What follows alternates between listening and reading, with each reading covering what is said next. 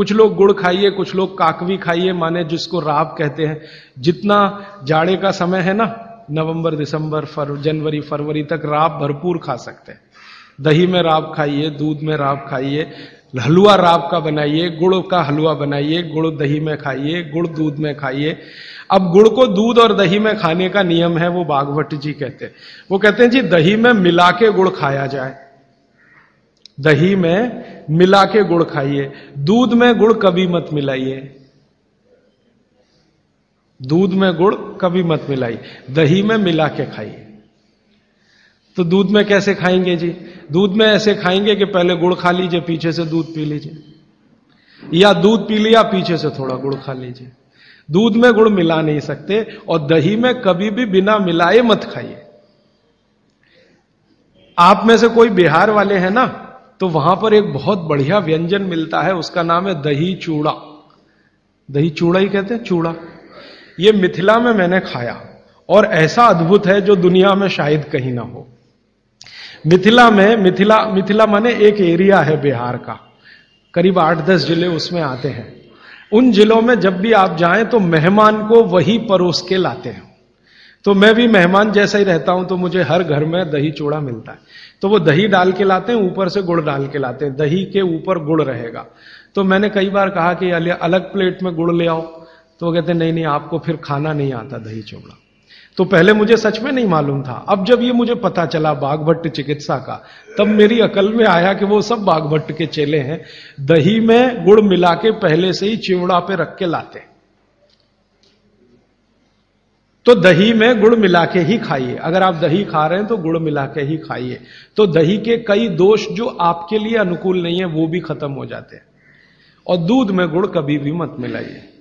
एक जगह तो वो ये कहते हैं कि दूध खाली पी लीजिए, गुड़ आगे पीछे खा लीजिए, वो ज्यादा बेहतर है।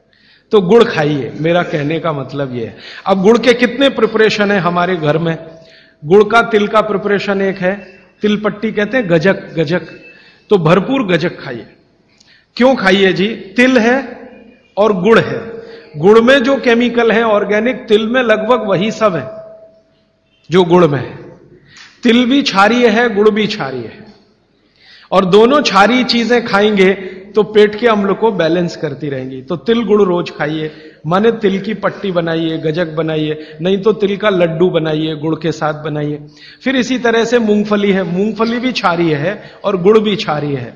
तो मूंगफली और गुड़ मिला के वो पट्टी आती है, वो खाइए, बच्चों को खिलाइए।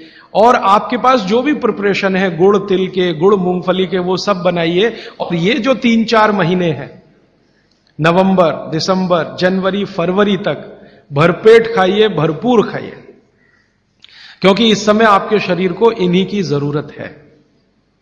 तो कफ जिंदगी से बहुत दूर रहेगा। तिल खा रहे हैं, गुड़ खा रहे हैं, मूंगफली खा रहे हैं, कफ बढ़ने की बिल्कुल संभावना नहीं।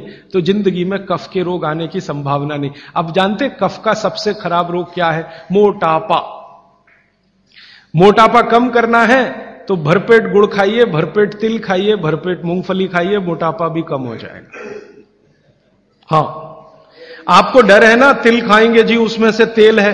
तेल तो है तिल में, लेकिन वो HDL वाला, LDL वाला नहीं है, VLDL। ये मोटापा जो है ना, वो VLDL और LDL का चक्कर है।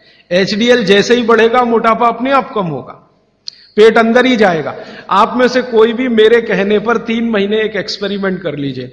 तिल चबा चबा के खाइए, खाने के बाद 3 महीने के बाद वजन नापेंगे, 8-10 किलो कम मिलेगा, कम से कम इतना कम मिलेगा।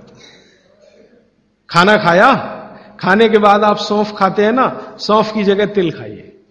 और काला खाया तो और ज्यादा वजन कम मिलेगा।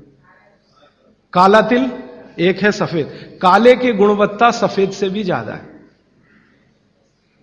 लेकिन ये इन्हीं 4 महीनों में, गर्मी में अगर आपने यही तिल खाया तो प्रॉब्लम आएगी। भागवत जी कहते हैं कि तिल खाने का सबसे अच्छा समय वही है जो आज चल रहा है। ये फरवरी तक चलेगा। तो फरवरी तक, और कभी बहुत ज्यादा लिबरल हो तो होली के दिन तक वो कहते हैं तिल खाने का समय है। होली होते ही तिल कम करिए या खत्म करिए।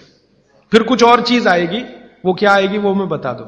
लेकिन आप ये करके देख लीजिए, 4 चीजों को ज्यादा उपयोग आप करेंगे, वजन आपका कम होता जाएगा, पेट का अम्ल कम होता जाएगा, घुटनों के अंदर का जो कई बार कहते हैं ना डॉक्टर यूरिक एसिड जमा हो गया जी, यूरिक एसिड क्या है? अम्ल ही तो है।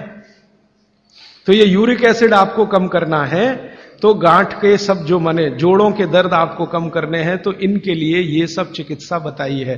तिल है, गुड़ है, और मैंने एक चीज बोली थी कि अगर आप जैन नहीं हैं तो शहद है। शहद में भागवत जी कहते हैं छोटी मधुमक्खी का शहद, बड़ी का नहीं। तो शहद लाएं तो उसको पूछ लीजिए।